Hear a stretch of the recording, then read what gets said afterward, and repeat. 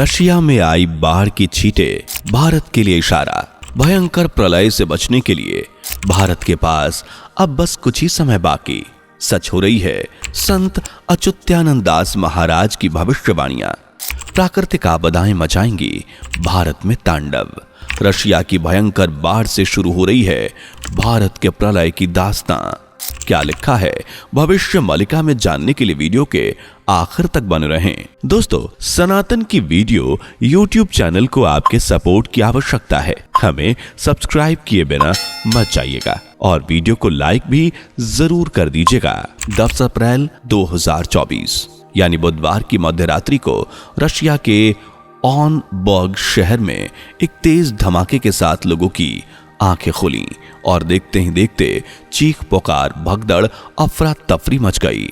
और इस उथल पुथल की वजह थी बाढ़। जहां एक भयंकर बाढ़ जिसने न सिर्फ रूस बल्कि कजाकिस्तान के भी लाखों लोगों को प्रभावित किया। कजाकिस्तान के 57,000 से ज्यादा लोगों को रेस्क्यू किया गया, जबकि रूस के ओरेनबर्ग में 1 लाख के करीब लोगों को सुरक्षित जगहों पर शिफ्ट किया गया। और यह काम बदस्तूर जारी है। रूस में आई इस बाढ़ के चलते दोनों ही देशों पर घर, गाड़ियां, सड़कें सब कुछ जलमग्न हो चुकी हैं। हालांकि इस खतरे का संकेत 7 अप्रैल 2024 यानी रविवार को ही मॉस्को द्वारा दे दिया गया था। लेकिन ये तो सिर्फ 5 दिन पहले की बात है, जबकि असल मायनों में इस प्राकृतिक आपदा की चेतावनी 600 वर्ष पूर्व ही संत अच्युतानंद दास महाराज ने दे दी थी। साथ ही ये भी बताया था कि इस तरह की प्राकृतिक आपदाएं भारत के लिए खतरा बन सकती हैं। पर कैसे, जानने से पहले वीडियो को लाइक शेयर करके चैनल को सब्सक्राइब कर लीजिए। आज से 600 वर्ष पूर्व पंच सखाओं में श्रेष्ठ संत अच्युतानंद दास महाराज ने भविष्य मालिका नामक अपनी पुस्तक में लिखा था कि भोयो लेवची मोनो ना नूची कोमेंते कही भी मुही 24 अंको रेनो दी मानो फूली कोराही बे जड़ो प्रोडोयति एमंत प्रयोड़ देखी ना थीबे कोड़ो जुगरो मनुष्य चाहू चाहुस्तड़ होई बोटी जड़ो आहाकार पड़ी जीवो। अर्थात मन घबराता है लेकिन कैसे कहूं। 24 अंक में नदियां अपने उफान पर होंगी। जल जो लोगों की प्यास बुझाता है वही तांडव मचाएगा। देखते ही देखते स्थल हो जाएगा जल। पानी का ऐसा भयंकर रूप पहले कभी कलयुगी मनुष्य ने नहीं देखा होगा, जैसा 24 अंक में नजर आएगा। संत अच्युतानंद दास महाराज की ये भविष्यवाणियां आज सच होती हुई नजर आ रही हैं। साल 2023 में उठी सिक्किम, उत्तर भारत, हिमाचल और लीबिया की बाढ़ कलयुगी मनुष्य को सोचने पर मजबूर कर चुकी है कि क्या कलयुग में सब कुछ ठीक चल रहा है। यूं तो बाढ़ हर साल आती है, कभी कहीं तो कभी कहीं। अगर आपसे पूछा जाए कि बाढ़ के आने का कारण क्या है, तो बेशक आपका जवाब होगा भयंकर बारिश, नदियों में उफान। किंतु वर्तमान समय में ऐसा नहीं है। वर्तमान समय में एक नहीं कई तरह की बाढ़ की शुरुआत हो चुकी है, जिसके क्लासिकल लेक आउटबर्स्ट फ्लड और गोल्फ कहा जा रहा है। गल्फ बाढ़ बारिश के कारण आने वाली बाढ़ों से कई गुना ज्यादा खतरनाक और भयंकर, साथ ही तबाही मचाने वाला है। उदाहरण के लिए आप 3 अक्टूबर 2023 की आधी रात को उत्तरी सिक्किम के दक्षिण लहोनक झील में उठी बाढ़ को देख लीजिए, जो गल्फ बाढ़ थी। और झील के टूटते ही सिक्किम में अचानक तबाही देखने को मिली। मंगल जिले के चुंगथांग शहर में मौजूद 60 किलोमीटर नीचे 1200 मेगावाट तिस्ता बांध इस झील पर स्थित सिक्किम की सबसे बड़ी विद्युत जल परियोजना थी। ग्लेशियल झील फटते ही सिक्किम में तबाही का वो मंजर उठा कि 102 लोग लापता, 14 के लगभग की जान चली गई, जबकि लाखों लोग बेघर हो गए। रूस में उठी बाढ़ भी गल्फ बाढ़ है।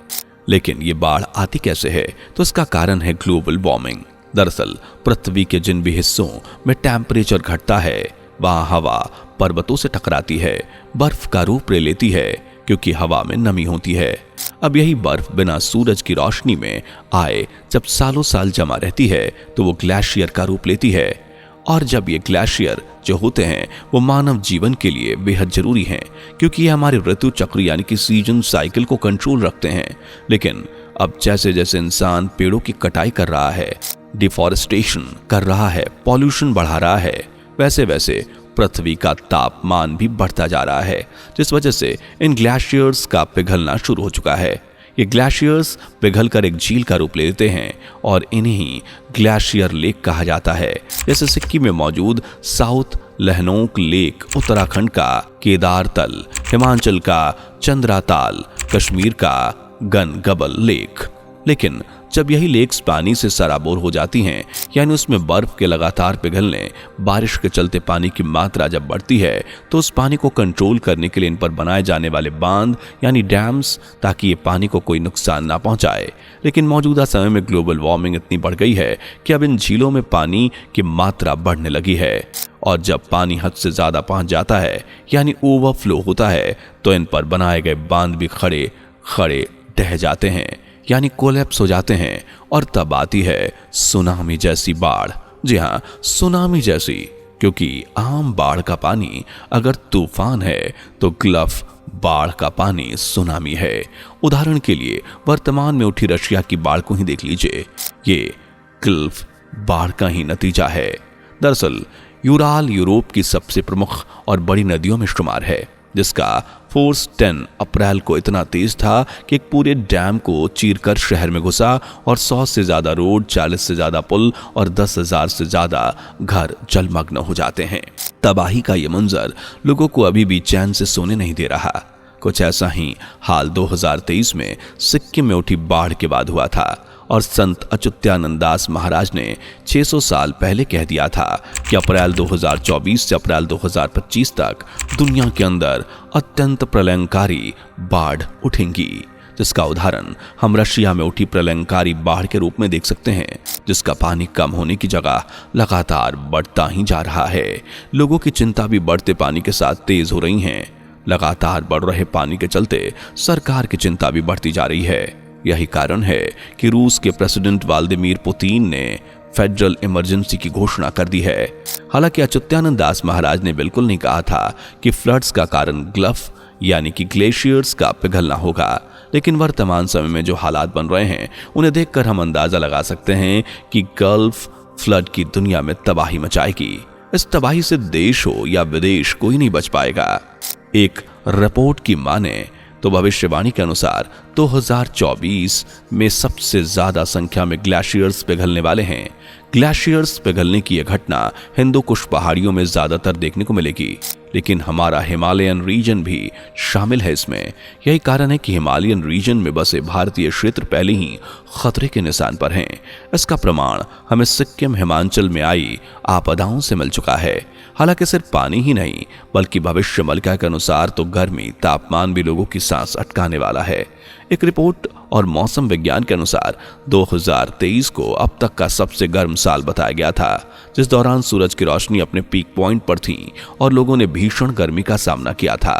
लेकिन हालिया आंकड़ों के अनुसार 2023 में पड़ी गर्मी तो कुछ नहीं, बल्कि 2024 में जो गर्मी पड़ने वाली है उसे झेलना हर किसी के बस की बात नहीं है। 2024 में संपूर्ण पृथ्वी का तापमान सामान्य स्तर से काफी ऊंचा उठ जाएगा। भारत में हीट वेव अलर्ट भी जारी कर दिया गया है, क्योंकि वर्ल्ड मेट्रोलॉजी रिपोर्ट के अनुसार 2024 में भी सूरज आग उगलेगा। कुल मिलाकर साल 2024 अपने साथ अनेकों प्राकृतिक आपदाओं को लेकर आया है।